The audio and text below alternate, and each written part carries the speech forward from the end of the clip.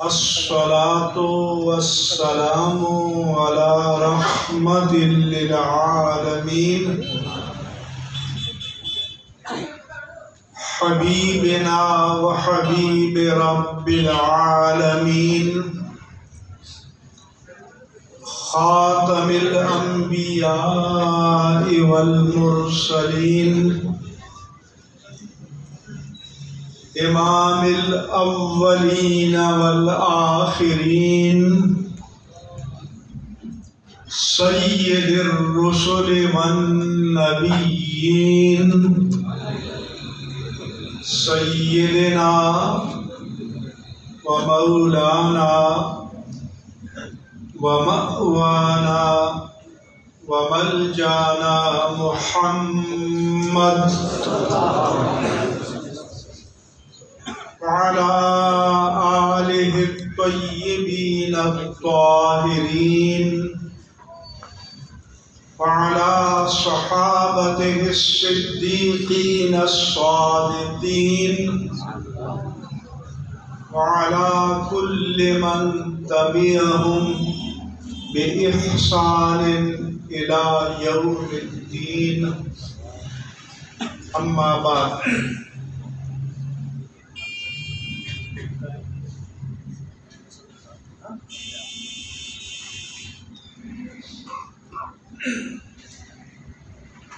مدینہ جامع مسجد کے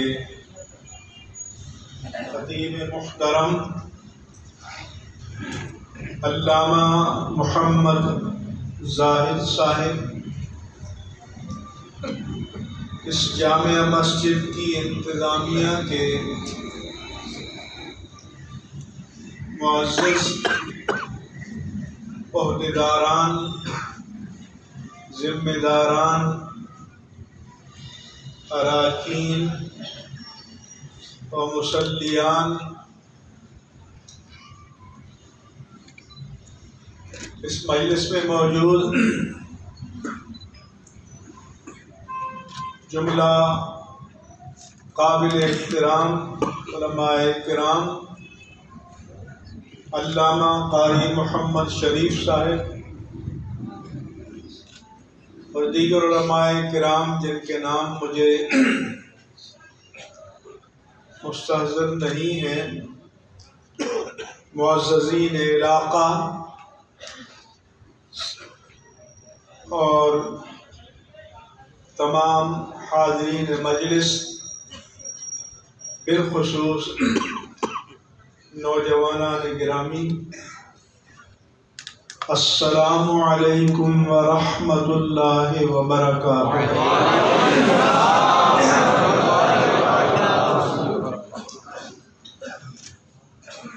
حضرت نے بتایا کہ یہاں یوم صدیق اکبر رضی اللہ عنہ کا جلسہ قائد اہل سنت،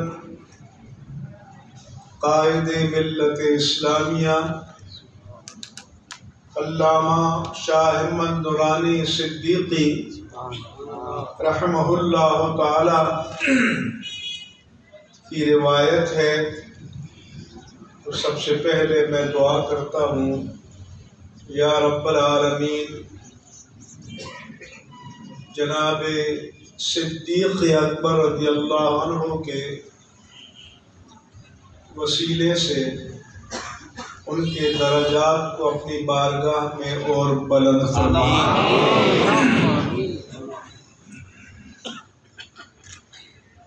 انہیں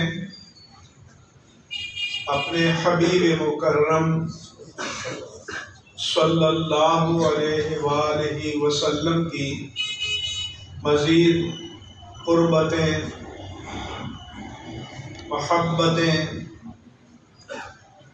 عالم برزخ میں نصیب فرما۔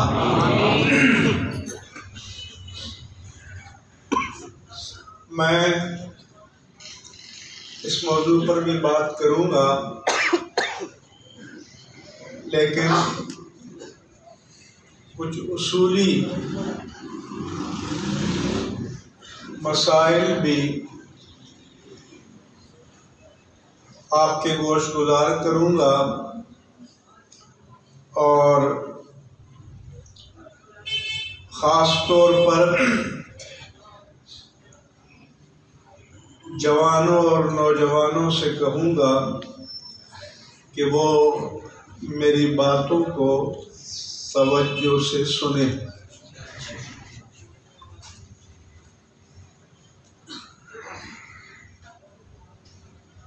اس کی وجہ یہ ہے کہ آج کل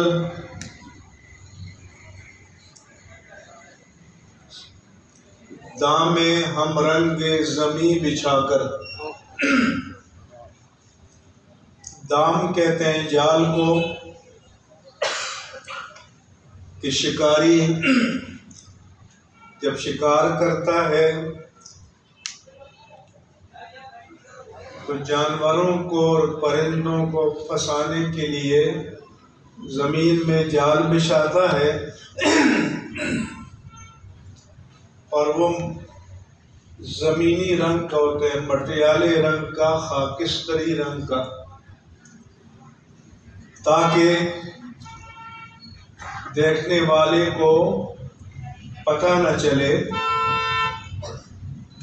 اور وہ آ کر جال میں پھنس جائے۔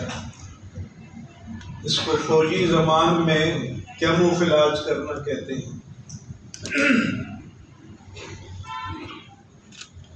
یا یوں کہیے کہ جو آپ کو بہکانا چاہتا ہے، ورگلانا چاہتا ہے، جو ہمارا جادہ مستقیم ہے اس ٹریک سے ہٹانا چاہتا ہے، تو وہ دشمن کے روپ میں نہیں آتا۔ دشمن تو پہچانا جاتا ہے، وہ دوست کے روپ میں آتا ہے،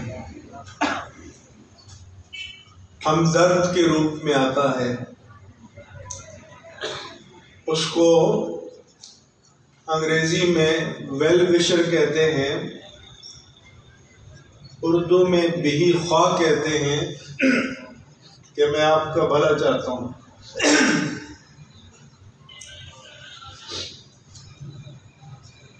اور یہ شیطان کا حربہ ہے، اور اس پر قرآن شاہد ہے کہ جب شیطان نے جنت میں ہمارے اجداد اعلیٰ، جد اعلیٰ اور جد اعلیٰ حضرت حوا علیہ السلام کو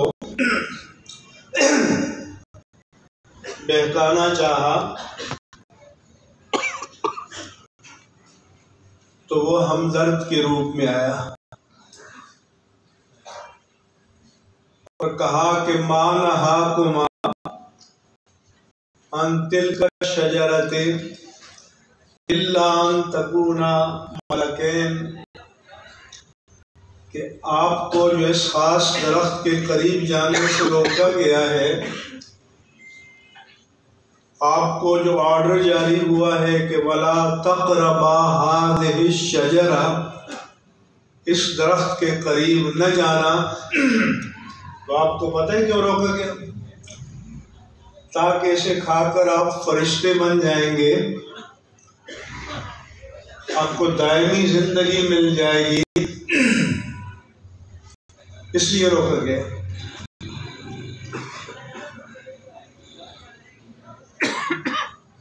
وَقَاسَمَهُمَا إِنِّي لَكُمَا لَمِنَ النَّاصِحِينَ، اور قسمیں کھا کر یقین دلانے لگا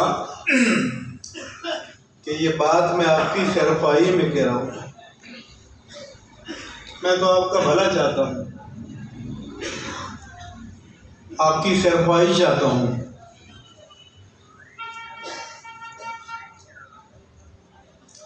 شیطان سے بڑھ کر کوئی بدخواہ ہو سکتا ہے؟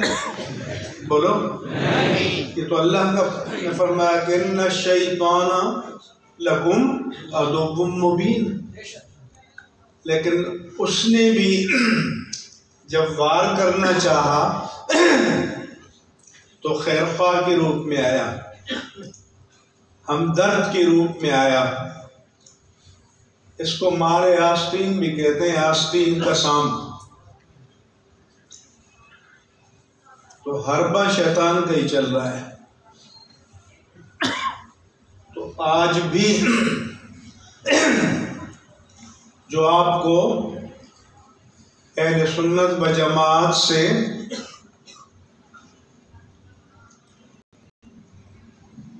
کہ مین اسٹریم سے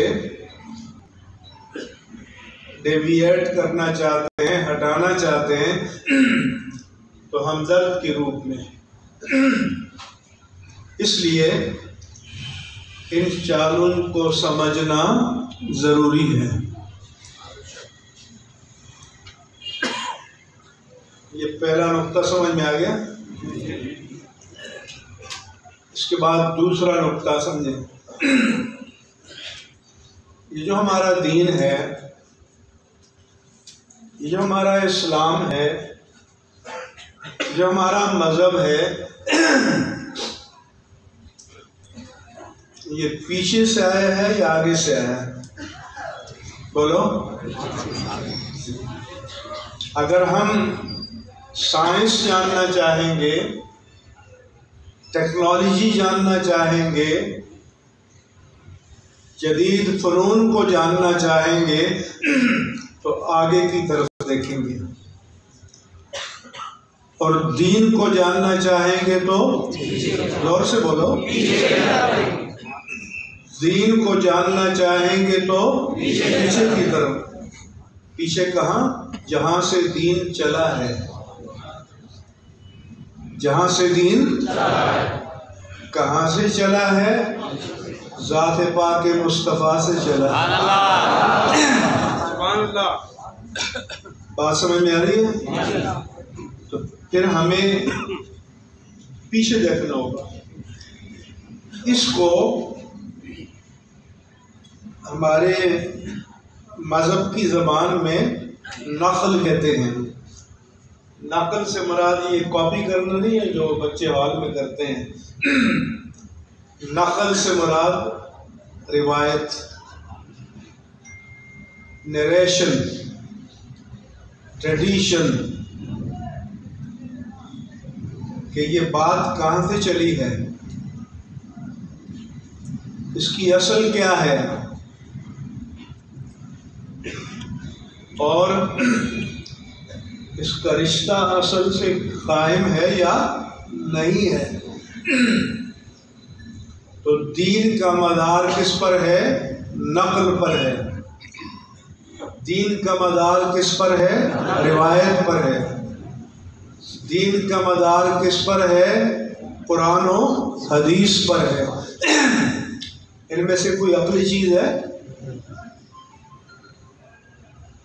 تو جو آپ کو دھوکہ دے گا تو آپ کا رشتہ اصل سے توڑے گا۔ اسی لیے ہمارے یہاں کہا جاتا ہے الاسناد من الدین الا قال من شاء ما شاء، کہ دین کے لیے سند چاہیے۔ دین کے لیے کیا چاہیے؟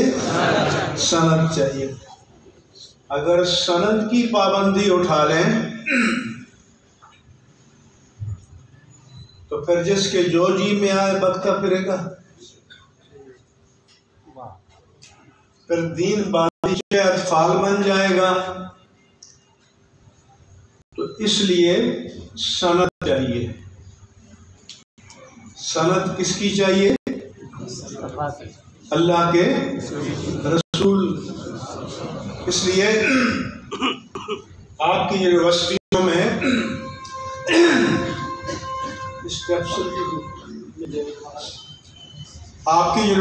میں جب کانوکیشن ہوتا ہے جلسہ تقسیم اسناد ہوتا ہے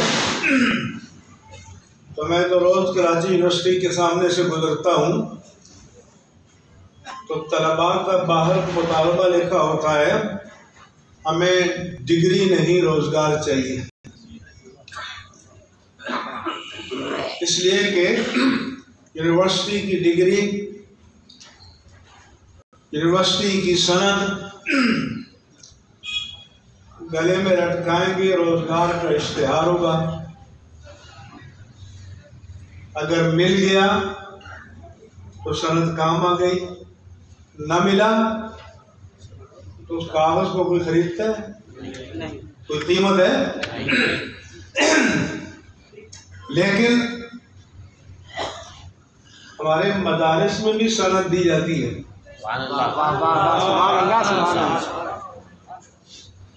یہ سند روزگار کا اشتہار نہیں ہوتا۔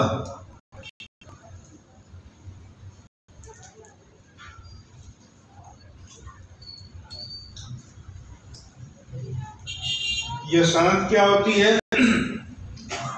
کہ میں نے یہ بات سنی اپنے استاد سے، انہوں نے اپنے استاد سے 1443 سال کا سفر طے کر کے وداؤٹ اینی بریک، ایک کڑی ٹوٹ جائے تو سلسلہ ختم، ایک کڑی بھی نہ ٹوٹے، اور اس علم کی نسبت جا کر جڑ جائے اللہ کے پیارے مصطفیٰ سے۔ تو ہماری سند کیا ہوتی ہے کہ ہماری شاگردی کا رشتہ اپنے اس شیخ الحدیث کے واسطے سے سلسلہ بہ سلسلہ جا کر تاجدار کائنات سے جڑ گیا ہے۔ یہ سند ادھر کام آئے گی۔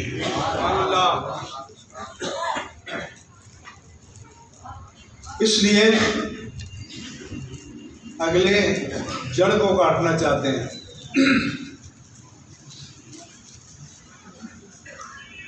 تو دین جب چلا اللہ کے پیارے مصطفیٰ سے تو پہلی کڑی کون ہوگی؟ زور سے بولو۔ بابا حضور کے پہلے شاگرد کون ہوں گے؟ آواز ہی نہیں آ رہی۔ حضور کے پہلے شاگرد کون ہوں گے؟ تو دین کی پہلی کڑی نبوت کے بعد کون ہوگی؟ صحابہ اکرام۔ تو جو صحابی پر کام کرتا ہے وہ دین کی جڑ کو کاٹنا چاہتا ہے۔ جب پہلی کڑی ٹوٹ جائے گی تو جب انجن سے ڈبہ ٹوٹ جائے وہ تو پھر بیکار ہے۔ میں سال میں ایک بار government college of national management ہے لاہور میں، گورنر ہاؤس کے برابر میں، وہاں ہمارے ڈپٹی سیکریٹری، ڈپٹی کمشنر، جو گریڈ 20 میں جاتے ہیں، آگے جاتے ہیں، بیوروکریٹ، ان کی ٹریننگ ہوتی ہے۔ وہ ہمیں ٹریننگ سیشن کے دوران ایک دن بلاتے ہیں، ہم اپنا موقع پیش کرتے ہیں اور پھر سوال جواب ہوتا ہے۔ تو آپ کو پتہ ہے بیوروکریٹ تو اپنے آپ کو کائنات کا بڑا فلسفی سمجھتا ہے۔ تو ایک مرتبہ ایک نے مجھ سے سوال کیا کہ مفتی صاحب حدیث تو کنٹروورشل ہے، کوئی صحیح ہے، کوئی ضعیف ہے، کوئی کیا ہے، کوئی کیا ہے، تو ایک قرآن پر کیوں نہ جمع ہو جائیں جو نان کنٹروورشل ہے۔ میں نے کہا بات تو بڑی آپ کی دل کو لگتی ہے، اب ظاہر ہے کہ جس کا دینی پس منظر نہیں ہوگا کہ بات تو صحیح کہہ رہا ہے۔ تو میں نے کہا میرا آپ سے سوال ہے، یہ آپ کو کیسے معلوم ہوا کہ قرآن اللہ کا کلام ہے؟ اللہ سبحان اللہ سبحان اللہ، سمجھ آ رہی ہے بات نہیں؟ میں نے کہا کیا آج رات آپ کے پاس کوئی فرشتہ آیا تھا؟ کیا آپ صبح اٹھے تھے تو آپ کے سرانے اللہ کی طرف سے کوئی اسکرپچر، کوئی نوشتہ لکھا ہوا تھا کہ یہ میری کتاب ہے؟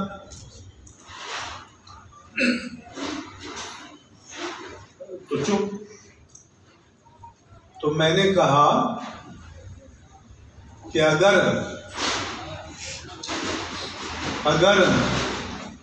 حدیث کے کلام رسول ہونے کے بارے میں اللہ کے پیارے مصطفیٰ کا قول معتبر نہیں ہے یا صحابہ کا قول معتبر نہیں ہے تو قرآن کے کلام اللہ ہونے کے بارے میں کیسے معتبر ہو جائے گا؟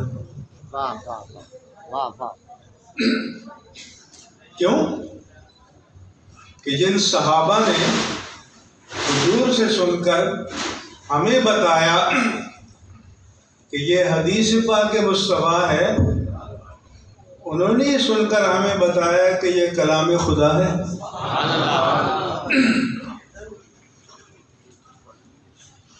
تو اگر وہ کریڈیبل نہیں ہے تو پھر ہمارے پاس کوئی اور سند ہے قرآن کے بارے میں؟ بولو۔ یہ بات تو صحابہ سے معلوم ہوئی نا کہ حضور نے صحابہ سے کو بتایا کہ یہ کلام ربانی ہے اور یہ میرا کلام ہے۔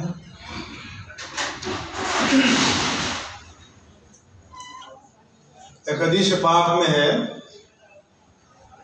عبداللہ بن عمر بن عاص بیان کرتے ہیں، کنت اکتب کل شیء اسمعہ من رسول اللہ، میں جب رسول اللہ کی بارگاہ میں بیٹھا ہوتا تو آپ جو ارشاد فرماتے میں لکھ لیا کرتا تھا۔ نوٹس لیتے ہیں نا جیسے۔ تو ایک دن حضور سے نے مجھ سے پوچھا کہ آج لکھ نہیں رہے تم؟ نے عرض کیا کہ مجھے کچھ سمجھدار لوگوں نے بتایا کہ ان النبی بشر، نبی بشر ہے، یتکلم فی الغضب والرضا، کبھی وہ عالم غضب میں ہوتے ہیں، کبھی عالم شادمانی میں ہوتے ہیں، کبھی کیفیت جلال میں ہوتے ہیں، کبھی کیفیت جمال میں ہوتے ہیں۔ ان باتوں میں بندہ بات کچھ سے کچھ کہہ دیتا ہے، اس لیے ہر بات نہ لکھا کرو۔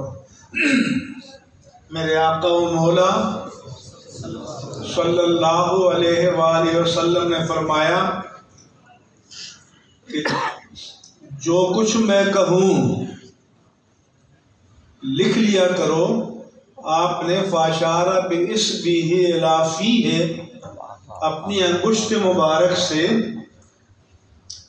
اپنے دہانے مبارک کی طرف اشارہ کر کے فرمایا، کیفیت جلال ہو یا کیفیت جمال ہو، کچھ بھی ہو، اس زبان سے حق کے سوا کچھ جاری نہیں ہوتا۔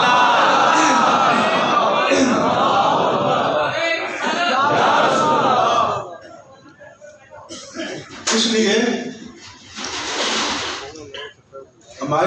ہمارے پاس حق کو جاننے کا پہچان ذریعہ کیا ہے؟ زبان پاک مصطفیٰ۔ اور اس زبان پاک مصطفیٰ کی عصمت کی شہادت رب مصطفیٰ نے دی ہے۔ وَمَا يَنْطِقُ عَنِ الْهَوَىٰ إِنْ هُوَ إِلَّا وَحْيٌ يُوحَىٰ۔ وہ اپنی خواہش سے کوئی بات نہیں کہتے، وہ وہی بات کہتے ہیں جس کی ان کو وحی کی جاتی ہے۔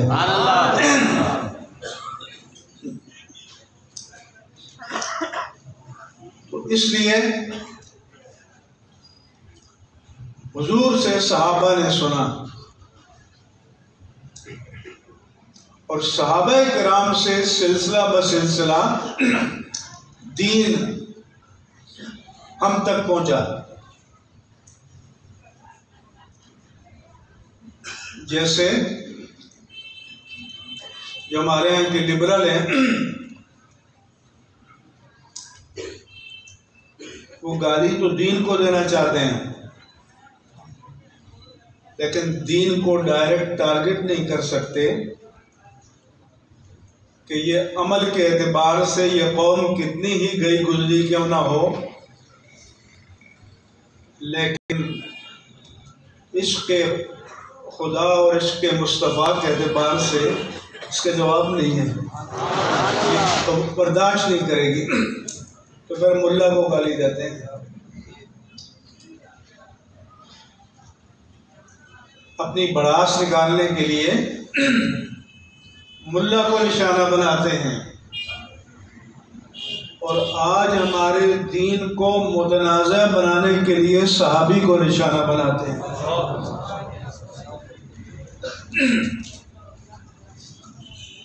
اور نشانہ میں نے بتایا نا کہ بڑی سائنٹیفکلی عقیدت کی آڑ میں اہل بیت اطہار کی محبت کی آڑ میں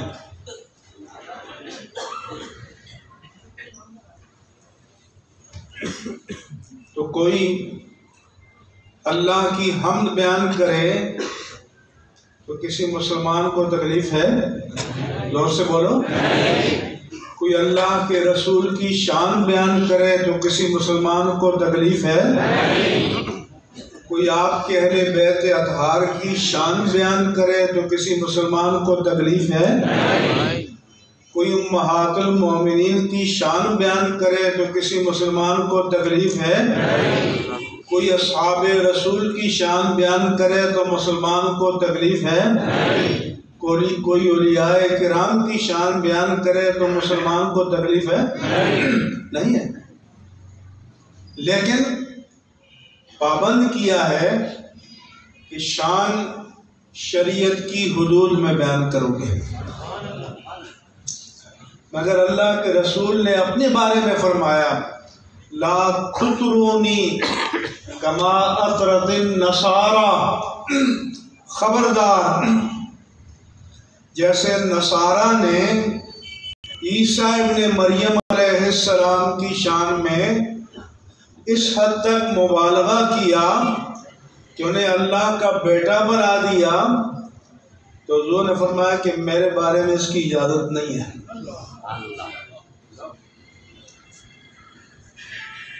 تعریف جتنی کرو کہ بعد از خدا بزرگ توئی قصہ مختصر، مگر شان الوہیت میں داخل نہیں کریں گے۔ اسی طرح اہل بیت کی شان بیان کرو، مگر کوئی اہل بیت کی شان بیان کرتے ہوئے اشارتاً، کنایتاً، تعریضاً، توریتاً، ایہاماً، صراحتاً کسی صحابی کی توہین کرے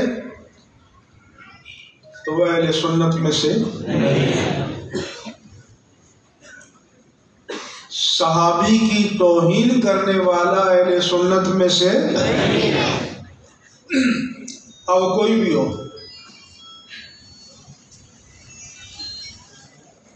وہ آرٹسٹ ہو، فنکار ہو، کچھ بھی ہو، لیکن شریعت سب پر حاکم ہے۔ ابھی جو ہو رہا ہے وہ یہ ہو رہا ہے، اور جب آپ کے سامنے اشعار پڑھے جاتے ہیں تو آپ اچھلنے لگتے ہیں۔ ابھی میں آج جمعے سے پہلے ایک فون آیا پنجاب سے، اللہ اپنے حبیب نے پیدا کر کے لٹ گیا۔ پنجابی میں اللہ اپنے حبیب نے پیدا کر کے لٹ گیا، جیسے لوگ لٹ جاتے ہیں۔ لٹتا تو بے خبر ہے نا، بولو، لٹتا تو کمزور ہے۔ کیا اللہ بے خبر ہے؟ کیا اللہ کمزور ہے؟ تو کوئی بتانا ہی چاہتے ہیں کہ اللہ نے اپنے حبیب کو پیدا کیا اور سب حبیب کے عاشق ہو گئے تو اللہ لٹ گیا۔ اس کو توہین کہتے ہیں۔ یہ توہین محبت کی آڑ میں کی جا رہی ہے، اس کو برداشت کرو گے؟ نہیں۔ اس لیے مسلمان کو بیدار رہنے کی ضرورت ہے۔ اسی اللہ کے رسول نے فرمایا تھا، اللہ اللہ فی اصحابی، خبردار خبردار میرے اصحاب کے بارے میں اللہ سے ڈرو۔ لا تسبوا اصحابی، میرے اصحاب کو گالی نہ دو، برا نہ کہو۔ فمن احبہم فبحبی احبہم، جو مجھ سے پیار کرے گا میرے صحابی سے بھی پیار کرے گا۔ فمن ابغضہم فقد ابغضنی، جو میرے صحابی سے بغض رکھے گا وہ مجھ سے بغض رکھے گا۔ فمن ابغضنی فقد ابغض اللہ، جو مجھ سے بغض رکھے گا تو پھر وہ اللہ سے بغض رکھے گا۔ فمن ابغض اللہ فیوشک ان یاخذہ، جو اللہ کو ناراض کرے، اللہ کو ایذا پہنچائے تو بہت دور نہیں ہے کہ اللہ اس کو اپنے شکنجے میں کس لے۔ اذا رأیتم الذین یسبون اصحابی، جب تم دیکھو کہ کوئی میرے صحابی کو گالی دے رہا ہے، فقولوا لعنت اللہ علی شرکم، تو کہو تمہارے شر پر اللہ کی لعنت۔ سمجھ آ رہی ہے بات میری؟ شرکائے بدر کے بارے میں فرمایا، صلح حدیبیہ کے بارے میں 1400 صحابہ تھے۔ لقد رضی اللہ عنہم، اللہ ان سے راضی ہو چکا، پاسٹ ٹینس ہے، گزرا ہوا زمانہ۔ یہ نہیں فرمایا کہ راضی ہوتا ہوں، اللہ ان سے راضی وردوا عنہ، اور وہ اللہ سے راضی ہو چکے۔ تو جن سے اللہ راضی ہو چکا اور اس کی سند وہ قرآن میں جاری فرماتا ہے، تو جو اللہ کی سند کو رد کرے وہ کون ہوگا پھر؟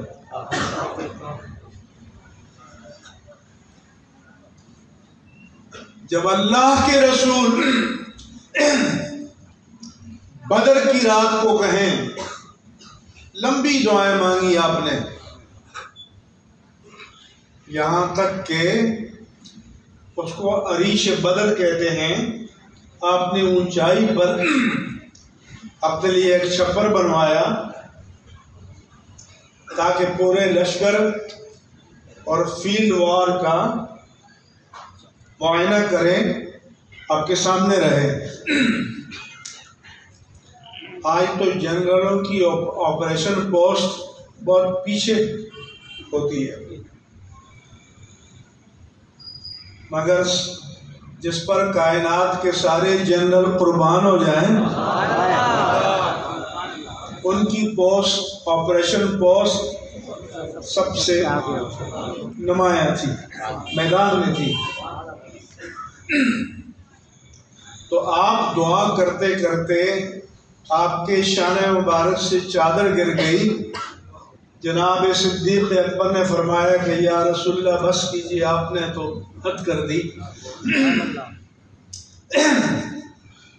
پھر آخر میں آپ نے فرمایا اللہم ان تہلک ہذہ العصابہ لن تعبد ابدا، اے اللہ اگر تو ان مٹھی بھر 313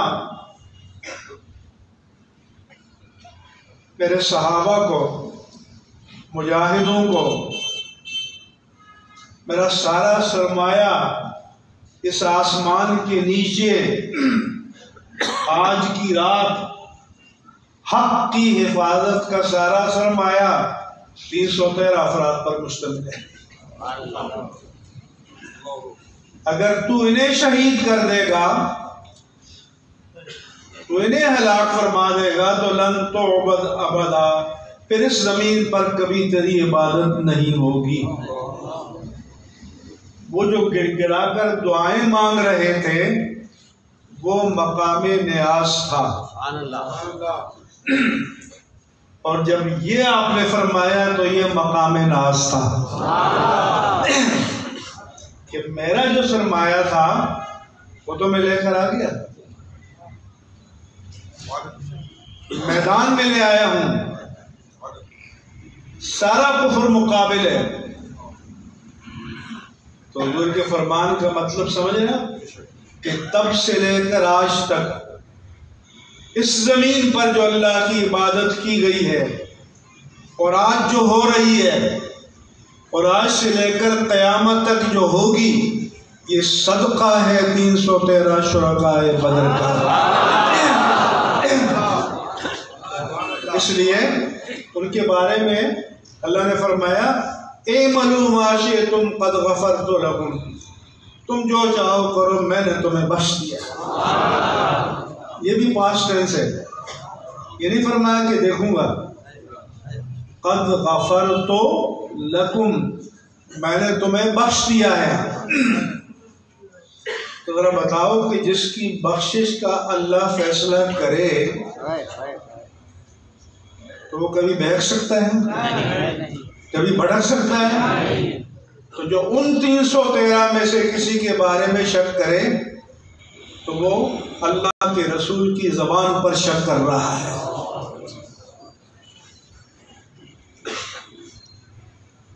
اسی طرح سے فتح مکہ کے موقع پر اللہ فرماتا ہے کہ لا یستوی منکم من انفق من قبل الفتح وقاتل اولئک اعظم درجۃ من الذین انفقوا من بعد وقاتلوا۔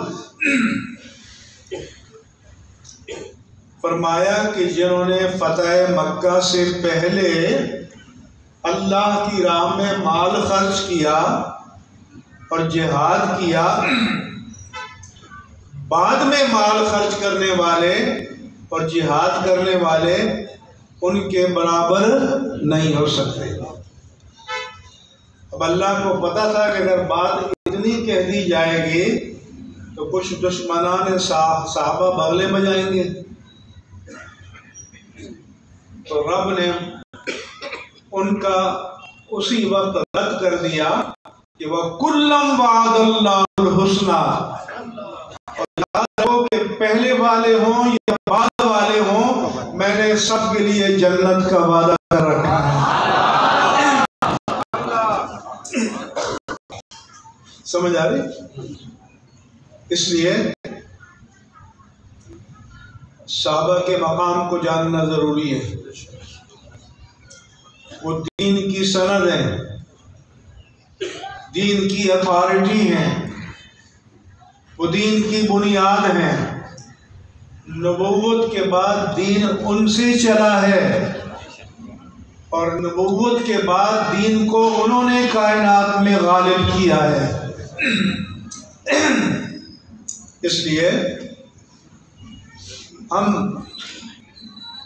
شان اہل بیت اطہار کے آگے سرنگو ہیں، لیکن اس کی آڑ میں صحابہ کی توہین برداشت نہیں کی جائے گی، جبکہ خود امیر المومنین علی المرتضیٰ رضی اللہ عنہ نے فرمایا کہ لا یجتمعوا، کہ مجھے اللہ حب علی، اللہ کے رسول نے فرمایا تھا وبغض ابی بکر فی قلب واحد، یاد رکھنا کہ ایک دل میں ایک وقت میں علی کی محبت اور ابو بکر کا بغض جمع نہیں ہو سکتے، تو جو محب علی ہے وہ محب ابو بکر ہوگا،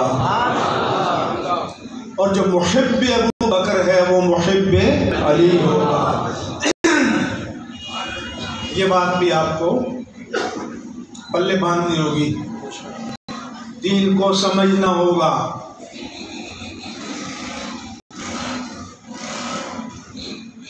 اس لیے صحابہ کرام کے بارے میں علماء نے کہا کہ زبان پر کنٹرول رکھنا ہوگا، کف لسان کرنا ہوگا۔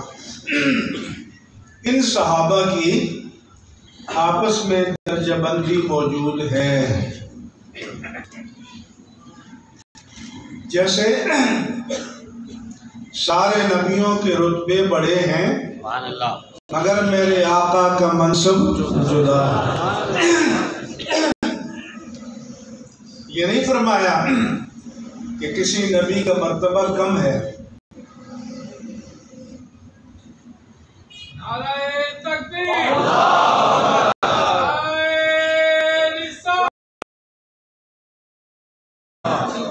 یہ نہیں فرمایا۔ ایک مرتبہ مفتی محمد شفیع صاحب تھے دارالعلوم کراچی والے، انہوں نے ایک کتاب مختصر سیرت رسول لکھی، اس میں جگہ لکھ دیا کہ ادنا سے ادنا نبی بھی۔ ہمارے مفتی صاحب نے ان کو ٹیلی فون کیا کہ حضور کوئی نبی بھی ادنا نہیں ہوتا، نبی کوئی بھی ادنا نہیں ہوتا، نبی سارے کے سارے اعلیٰ ہوتے ہیں۔ اس لیے سارے نبیوں کے رتبے بڑے ہیں مگر میرے آقا کا منصب جدا ہے۔ کوئی اعلیٰ ہے، کوئی اس سے اعلیٰ ہے، کوئی اس سے اعلیٰ ہے، کوئی سب سے اعلیٰ ہے، ادنا کوئی بھی نہیں ہے۔ اسی طرح سے صحابہ کرام کی بھی آپس میں درجہ بندی موجود ہے۔ سب سے پہلے وہ چار کہ جنہوں نے اسلام قبول کیا، پھر وہ جو اس وقت ایمان لائے جب مسلمانوں کی تعداد 39 تھی اور فاروق اعظم 40ویں تھے۔ جب فاروق اعظم ایمان لائے تو اللہ نے اعلان کیا فَسَيَكْفِيكَهُمُ اللَّهُ، اے نبی ابھی آپ کے لیے کافی ہے۔ پہلے صحابہ چھپ کر عبادت کرتے تھے، فاروق اعظم آئے تو پھر کھلی عبادت کی۔ پھر وہ جو ہجرت سے پہلے ایمان لائے، پھر وہ جنہوں نے ہجرت کی، پھر وہ جو بدر میں شریک ہوئے، پھر وہ جو احد میں شریک ہوئے، پھر وہ جو حدیبیہ میں شریک ہوئے، پھر وہ جو خیبر و تبوک میں شریک ہوئے، پھر وہ جو فتح مکہ میں شریک ہوئے، آپس میں درجے، ان میں سب سے اعلیٰ درجہ ہے حضرت ابو بکر صدیق رضی اللہ عنہ۔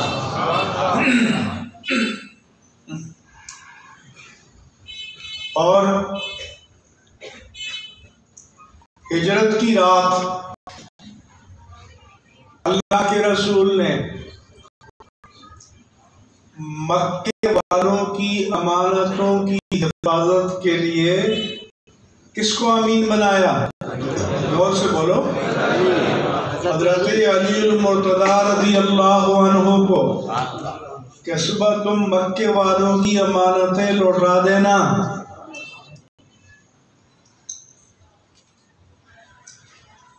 اور امانت نبوت کی حفاظت کے لیے کس کو امین بنایا؟ جناب صدیق اکبر کو۔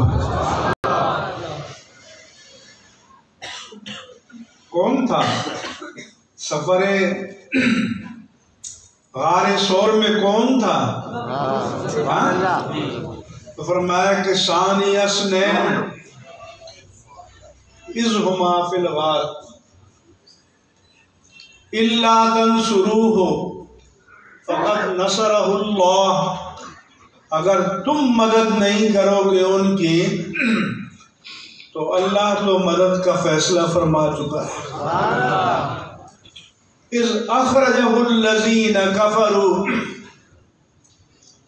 جب کافر انہیں وطن سے بے وطن کر رہے تھے۔ ثانی اثنین،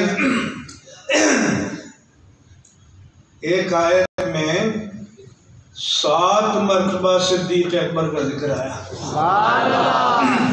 ثانی دوسرا، کون تھا دوسرا؟ ایک تاجدار کائنات، اور دوسرا کون تھا؟ دور سے بولو۔ صدیق اکبر۔ اس نین کے معنی کیا ہے؟ 2، تو ایک اللہ کی رسول اور دوسرا دوبارہ ہے اذ ہما، جبکہ وہ دونوں، ایک اللہ کے رسول اور دوسرے صدیق اکبر، یہ تیسری مرتبہ۔ اذ یقول لصاحبہ، جب وہ اپنے صاحب سے کہہ رہے تھے، تو کہنے والے مصطفیٰ اور جس سے کہہ رہے تھے وہ صدیق اکبر۔ علماء نے کہا کہ آپ کی صحابیت قرآن میں منصوص ہے، جو آپ کی صحابیت کا انکار کرے وہ قرآن کا منکر ہے۔ چوتھی بات، لا تحزن، گھبراؤ نہیں۔ تو کیا اللہ کے رسول گھبرا رہے تھے؟ نہیں، گھبراہٹ کس سے تھی؟ صدیق اکبر کو۔ مگر گھبراہٹ اپنے لیے نہیں تھی، اللہ کے حبیب کے لیے تھی۔ یہ 5ویں مرتبہ، ان اللہ معنا، بے شک اللہ ہمارے ساتھ ہے۔ تو ہم میں ایک اللہ کے رسول اور دوسرے صدیق اکبر۔ 6ٹھی بار، فَأَنزَلَ اللَّهُ سَكِينَتَهُ عَلَيْهِ، اللہ نے ان پر سکون نازل کیا۔ تو جس کو گھبراہٹ تھی، سکون اسی پر نازل ہوا۔ تو کوئی بتائے کہ ایک آیت میں ایک صحابی کا 7 بار ذکر ہوا۔ تو اللہ کو پسند ہے نا، جبھی تو اللہ تعالیٰ یکے بعد دیگرے ایک آیت میں اللہ کے پیارے حبیب کے صدیق کا 7 مرتبہ ذکر فرما رہا ہے۔ اس سے بڑھ کر کوئی شان ہو سکتی ہے؟ پورا قرآن پڑھ لیں۔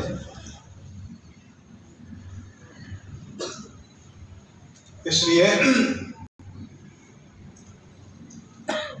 سورہ والضحیٰ میں ہے کہ کچھ عرصے کے لیے اللہ کے پیارے حبیب پر وحی نازل ہونے کا سلسلہ رک گیا، آپ مضطرب تھے، آپ وحی کے انتظار میں آسمان کی طرف دیکھتے کہ اب جبریل آئیں گے، اب آئیں گے، اب آئیں گے۔ آپ کے اس اضطراب کو کفار نے نوٹ کیا تو تان کیا کہ ودع محمدا ربہ وقلا، محمد کے رب نے ان کو چھوڑ دیا ہے اور ان سے ناراض ہو گیا ہے۔ تو عام ضابطہ یہ ہے، مجھ پر الزام لگے گا تو میں صفائی پیش کروں گا، حضرت پر الزام لگے گا تو یہ صفائی پیش کریں گے، آپ پر الزام لگے گا تو آپ صفائی پیش کریں گے۔ لیکن تاجدار کائنات کی شان یہ ہے کہ تان آپ پر لگے گا، تان مصطفیٰ پر لگے گا اور صفائی رب مصطفیٰ بیان فرمائے۔ اللہ نے فرمایا کہ ما ودعک ربک وما قلی، یہ آپ کے دشمن جل جائیں، آپ کے رب نے آپ کو نہیں چھوڑا اور نہ وہ ناراض ہوا ہے۔ وَلَلْآخِرَةُ خَيْرٌ لَكَ مِنَ الْأُولَى، آپ کا ہر آنے والا لمحہ پچھلے سے بہتر ہے۔ وَلَسَوْفَ يُعْطِيكَ رَبُّكَ فَتَرْضَىٰ، اور ان قریب آپ کا رب آپ کو اتنا عطا فرمائے گا کہ آپ راضی ہو جائیں۔ خدا کی رضا چاہتے ہیں دو عالم، خدا چاہتا ہے رضائے محمد۔ خدا کی رضا چاہتے ہیں دو عالم، خدا چاہتا ہے رضائے محمد۔ یہ شان مصطفیٰ ہے۔ مگر اسی مقام پر اس سے پہلے سورۃ اللیل ہے،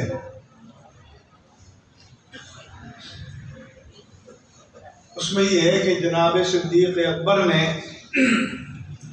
حضرت بلال کو، فہیرہ کو، نہدیہ کو، غلاموں کو خرید کر آزاد کیا۔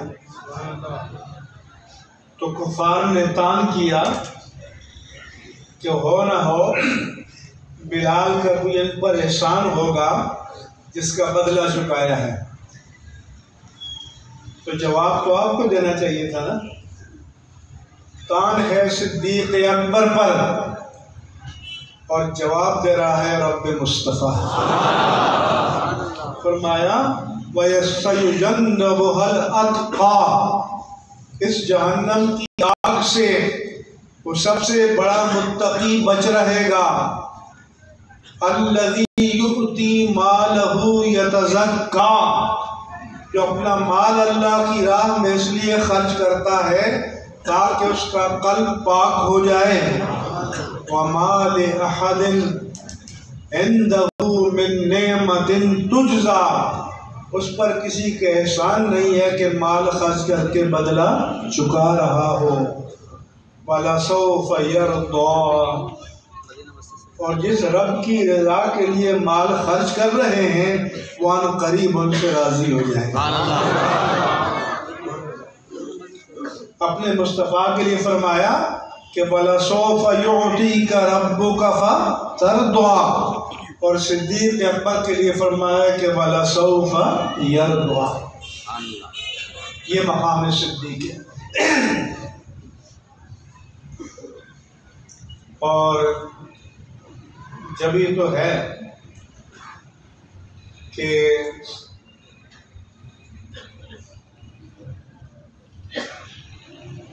ایک رات آسمان پہ مطلع صاف تھا، تارے جگمگ جگمگ کر رہے تھے،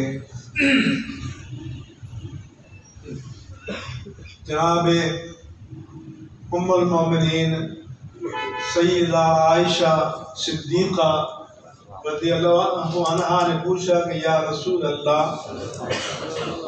کیا کوئی ایسا بھی خوش نصیب ہے کہ جس کی نیکیاں آسمان کے تعلق؟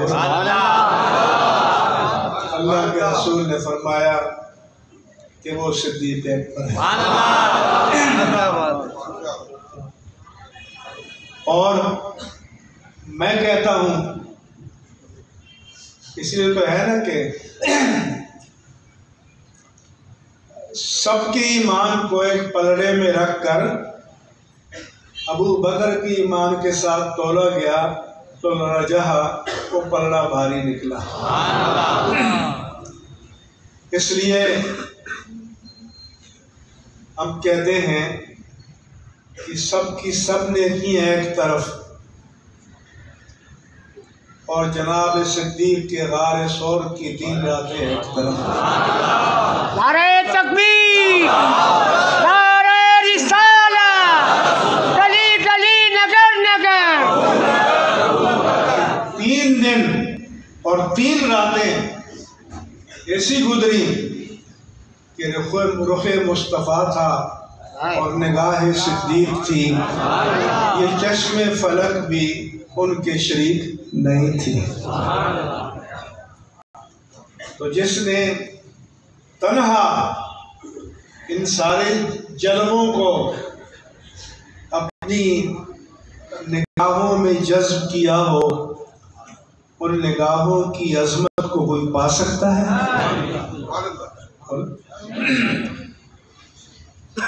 اور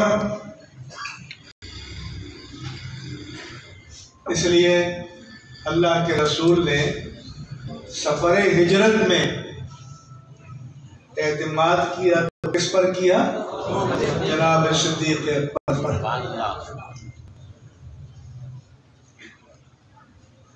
راستے میں لوگ آتے، چونکہ آپ تاجر پیشہ تھے، تجارتی سفروں پر جاتے تھے، آپ کو جانتے تھے، حضور کو نہیں جانتے تھے، پوچھتے کہ ابو بکر تمہارے ساتھ کون ہے؟ اب شریعت میں جھوٹ بولنے کی اجازت ہے؟ بولو۔ تو آپ فرماتے وہ رجل یہدین السبیل، یہ میرا رہنما ہے۔ سوال کرنے والا سمجھتا کہ یہ جس منزل کی طرف جا رہے ہیں یہ اس کا رہنما ہے، اور آپ کی نیت ہوتی کہ یہ اللہ تک پہنچانے کے لیے میرے رہنما ہے۔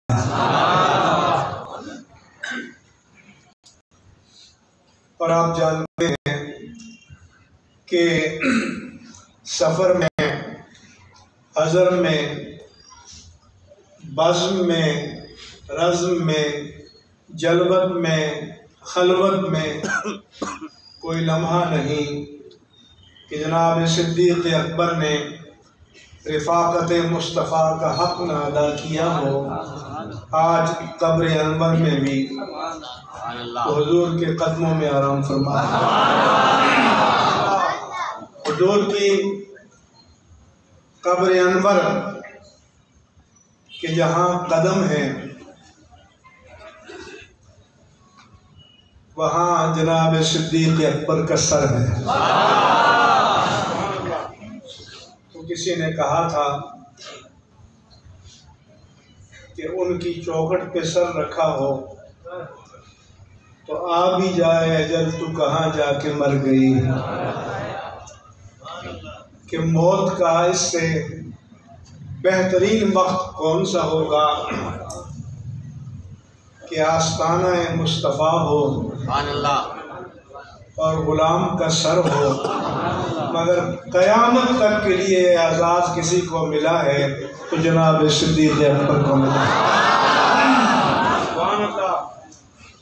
کوئی آپ کا مقابلہ کر سکتا ہے؟ بولو۔ کوئی تصور بھی کر سکتا ہے؟ عزیزان گرامی، اس لیے جب حضور کے مرض وصال کے آخری ایام آئے تو آپ نے فرمایا مرو ابا بکر ان یصلی بالناس، ابو بکر سے کہو کہ لوگوں کو نماز پڑھائیں۔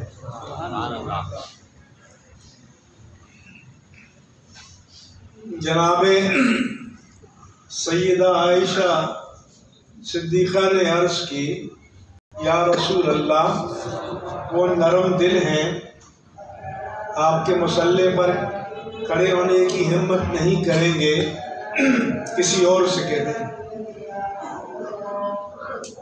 آپ پھر ہوش میں آئے، آپ فرمایا کہ مرو ابا بکر ان یصلی بالناس، انہوں نے پھر وہی بات کی۔ کچھ دیر بعد پھر آپ ہوش میں آئے، آپ نے فرمایا کہ مرو ابا بکر ان یصلی بالناس، تم زنان مصر کی طرح ہو۔ وہ فقیہہ تھیں، ان کو پتہ تھا کہ اگر پہلی ہی بار جناب صدیق اکبر سے کہہ دیا جاتا تو کسی کے خواب و خیال میں آتا، حضور کی زبان پر ان کا نام آ گیا، کسی اور کا بھی آ سکتا تھا، لیکن جب ایک بار نہیں، دو بار نہیں، 3 بار زبان رسالت مآب پر آپ کا نام آیا تو پتہ چلا کہ آپ کی امامت کا، نیابت کا، نگاہ نبوت میں اگر کوئی اہل ہے وہ جناب ابو بکر صدیق ہے۔ اسی لیے آپ نے فرمایا تھا کہ لا ينبغي لقوم فیہم ابو بکر ان یصلی بہ غیرہ، جس قوم میں ابو بکر موجود ہوں اس کے لیے سزاوار نہیں کہ ان کے علاوہ کوئی اور امامت کرے۔ مصلی امامت پر حضور کے جانشین کون بنے؟ جناب صدیق اکبر۔ اس لیے حضرت علی المرتضیٰ رضی اللہ عنہ نے فرمایا تھا کہ ہم اسے اپنی دنیا کا امام کیوں نہ بنائیں جنہیں اللہ کے رسول نے ہمارے دین کا امام بنایا تھا۔ عزیزان گرامی، جب حضور کا وصال ہوا، آپ پردہ فرما گئے، تو مسلمانوں کے لیے یہ غیر متوقع تھا۔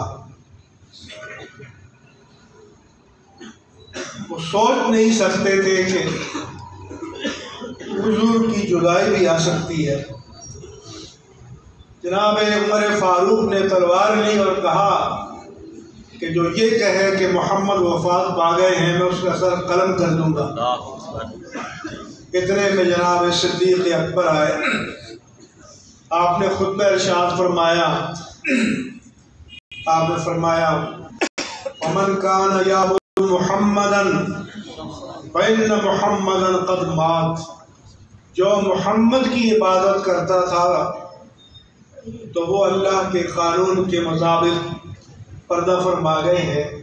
ومن کان یعبد اللہ فإن اللہ حی لا یموت، اور جو اللہ کی عبادت کرتا ہے وہ ہمیشہ زندہ رہے گا، اس پر کبھی فنا نہیں آئے گی، وہ ہمیشہ قائم رہے گا۔ اور آپ نے قرآن کی یہ آیت پڑھی جو غزوہ احد کے موقع پر نازل ہوئی تھی، جب حضور کے شہادت کی خبر پھیل گئی، صحابہ مضطرب ہو گئے، تو اللہ نے فرمایا تھا، اور اس موقع پر جناب صدیق اکبر نے یہ آیت پڑھی ما محمد اللہ رسول، محمد صلی اللہ علیہ وسلم رسول ہی تو ہیں، قد خلت من قبلہ الرسل، آپ سے پہلے بھی رسول آئے اور پردہ فرما گئے۔ افہم ماتا، اگر بالفرض وہ وصال فرما جائیں، او قتلا، اگر بالفرض شہید ہو جائیں، ان قلبتم علی اعقابکم، تم الٹے پاؤں واپس پلٹ جاؤ گے۔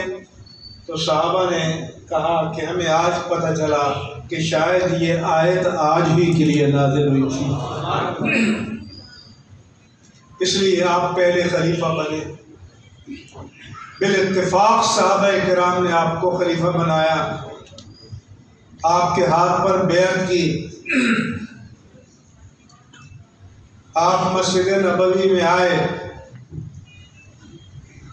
آخری بات شروع کر رہا ہوں، آپ نے خطبہ ارشاد فرمایا، حمد و صلات کے بعد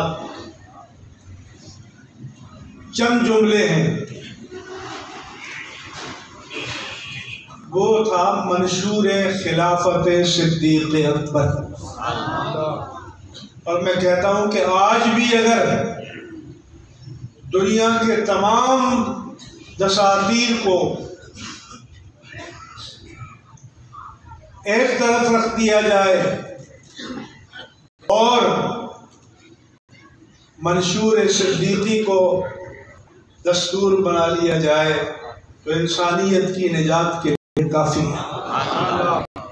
آپ نے فرمایا کہ ایھا الناس، اے لوگو، انی قد ولیت علیکم، مجھے تم پر حاکم بنایا گیا ہے، ولست بخیرکم، اور میں یہ نہیں کہتا کہ میں تم سب سے بہتر ہوں،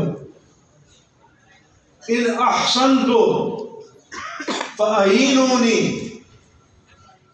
وان اسأت فقومونی، اگر میں ٹھیک ٹھیک چلوں جادہ مصطفیٰ پر تو تم پر میری مدد کرنا لازم ہے، اور اگر بالفرض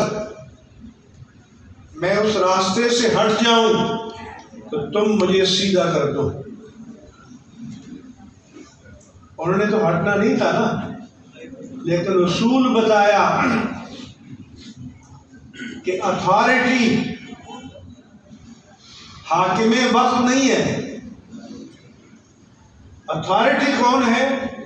اطیعوا اللہ و اطیعوا الرسول، اللہ کی اطاعت کرو اور رسول کی اطاعت کرو، وَأُولِي الْأَمْرِ مِنْكُمْ، اور اپنے میں سے صاحبان اقتدار کی اطاعت کرو۔ لیکن اللہ کے ساتھ اطیعوا مستقل، رسول کے ساتھ اطیعوا مستقل، جب یہ آ گیا کہ یہ اللہ کا فرمان ہے تو ماننا پڑے گا، جب آ گیا کہ رسول اللہ کا فرمان ہے تو چون چرا کرنے کی اجازت نہیں ہوگی۔ لیکن اگر یہ آ گیا کہ یہ حکومت وقت کا فرمان ہے تو وہ فائنل اتھارٹی نہیں ہے،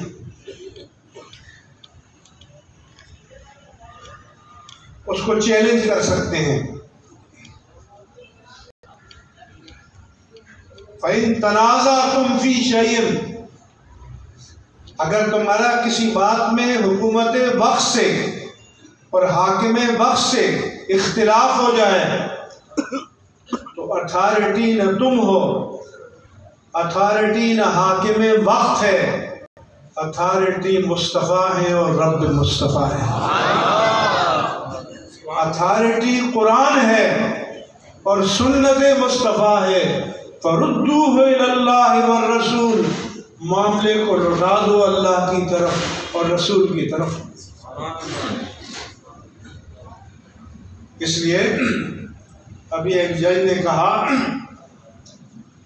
ایک عورت نے خلا لیا، اگلے دن دوسرے شخص سے نکاح کر لیا،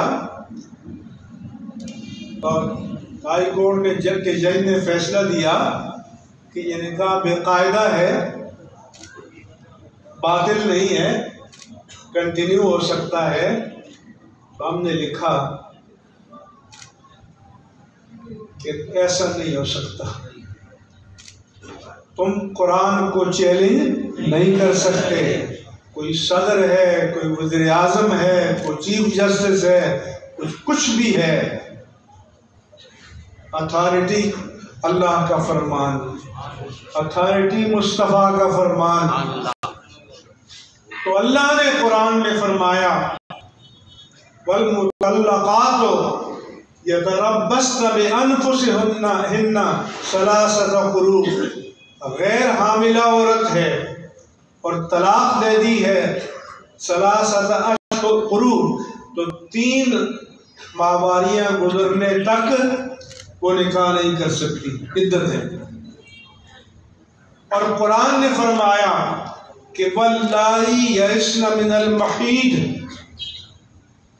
فعدتہن ثلاثۃ اشہر واللائی لم یحضن، کہ جو عمر کے اعتبار سے جس کو ماہواری نہیں آتی، یا عمر رسیدہ ہے اور ماہواری نہیں آتی، یا کسی بیماری کی وجہ سے ماہواری نہیں آتی، تو اس کی عدت پورے 3 مہینے ہیں۔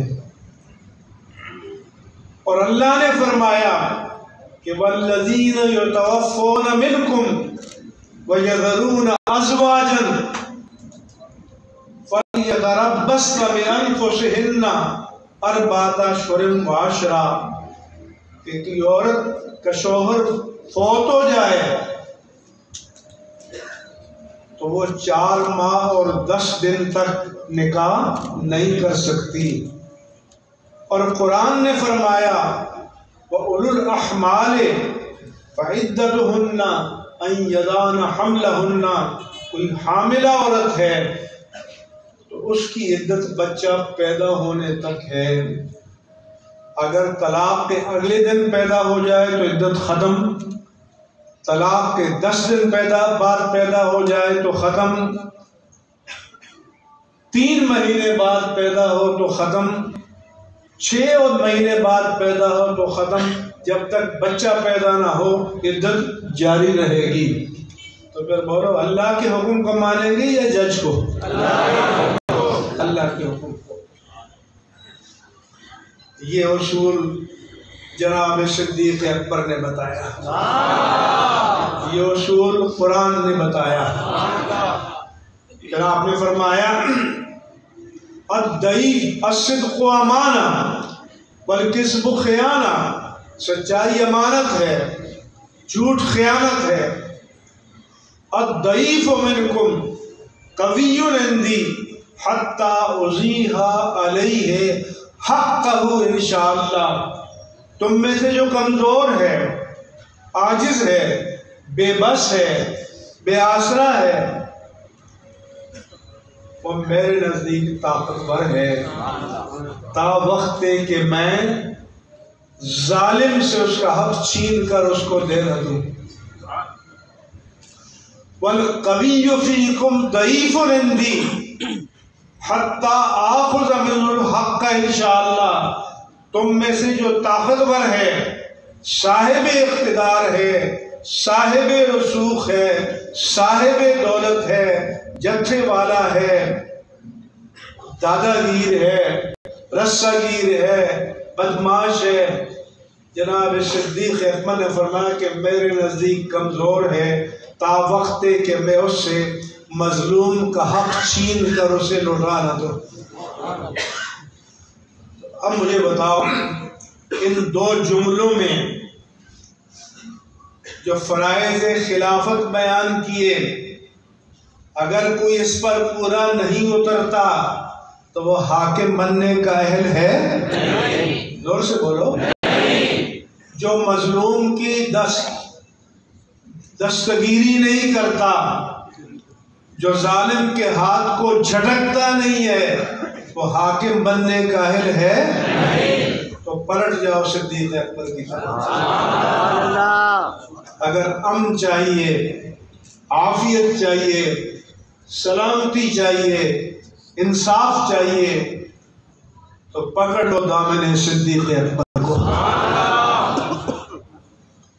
آپ نے فرمایا، پھر فرمایا اطیعونی ما اطاعت اللہ ورسولہ وَإِنْ عَصَيْتُ اللَّهَ وَرَسُولَهُ فَلَا طَاعَةَ لِي عَلَيْكُمْ، جب تک میں اللہ اور اس کے رسول کی اطاعت کروں تم پر میری اطاعت فرض ہے، لازم ہے، واجب ہے۔ اور اگر خدا نخواستہ بالفرض میں اس راستے سے ہٹ جاؤں تو تم پر میری اطاعت لازم نہیں ہے۔ انہوں نے تو ہٹنا نہیں تھا، لیکن اب جو ہم پر مسلط ہیں تو ان کے لیے اصول تو بیان کرنا تھا نا۔ واہ واہ واہ سبحان اللہ۔ آپ نے فرمایا اور حضور نے فرمایا لا طاعت لمخلوق فی معصیت اللہ، جس چیز میں اللہ کی نافرمانی لازم آئے اس میں مخلوق کی اطاعت لازم نہیں ہے۔ پھر آپ نے فرمایا لا یدعو قوم الجہاد فی سبیل اللہ الا ضربہم اللہ بالذل، جب قوم مومن قوم مسلم جہاد کو چھوڑ دیتی ہے تو اس پر ذلت مسلط کر دی جاتی ہے۔ آج 157 ممالک 140 کروڑ مسلمان، کوئی عزت ہے دنیا میں؟ کوئی وقار ہے؟ کوئی قدر و قیمت ہے؟ تو جناب صدیق کا فرمان بول رہا ہے نہیں بول رہا ہے؟ ملکوں کے لشکر ہیں یا نہیں ہیں؟ اسلحے کے انبار ہیں یا نہیں ہیں؟ دولت کے انبار ہیں یا نہیں ہیں؟ لیکن جہاد کو چھوڑ دیں تو عزت نہیں ملے گی۔ وَلَا تَشِيُّ الْفَاحِشَةُ فِي قَوْمٍ إِلَّا عَمَّهُ اللَّهُ بِالْبَلَاءِ، اور جس قوم میں بے حیائی فروغ پا جائے اس پر بلائیں نازل ہوتی ہیں۔ آج یہ فرمان صدیق سچا نظر آتا ہے نہیں آتا؟ بے حیائی میں کسر رہ گئی ہے۔ یہ تھا منشور صدیق اکبر کا۔ 2.25 سال کی خلافت میں کیا کیا کیا یہ لمبا موضوع ہے، اور وقت بھی کافی ہو چکا ہے۔ آپ نے توجہ سے، غور سے، محبت سے میری عاجزانہ گزارشات کو سنا۔ اللہ تعالیٰ آپ کو اس کا اجر عطا فرمائے۔ اللہ آپ کے اور میرے قلوب کو، اذہان کو، ابدان کو، ارواح کو، جسم کو، جان کو، ظاہر کو، باطن کو اپنے نور سے، اپنے پیارے مصطفیٰ کے نور سے، قرآن کے نور سے، جناب ابوبکر صدیق اور خلفائے راشدین کے نور سے منور فرمائے۔